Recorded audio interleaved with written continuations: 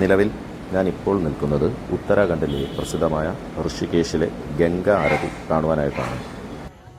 ഇവിടെ എല്ലാ ദിവസങ്ങളിലും 2 നേരം, അതായത് രാവിലെയും സന്ധ്യയ്ക്കും ആരതി ഉണ്ടായിരിക്കുന്നതാണ്.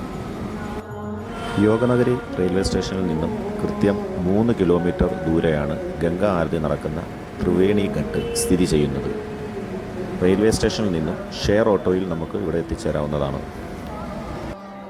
നമ്മൾ ഇന്ത്യക്കാരെ പോലെ തന്നെ നിരവധി വിദേശികളും ഈ ഗംഗാരതി കാണുവാനായി ഋഷികേശിലെ ഈ ത്രിവേണി ഘട്ടിൽ എത്തിച്ചേരാറുണ്ട്. സ്വാഭാവികമായി ഈ ആരതി തുടങ്ങുന്നതിന് ഒരു അരമണിക്കൂർ മുമ്പെങ്കിലും നമ്മൾ ഘട്ടിലെത്തിയാൽ മാത്രമേ നമുക്ക് നല്ല രീതിയിൽ ആരതി കാണുവാൻ സാധിക്കുകയുള്ളൂ.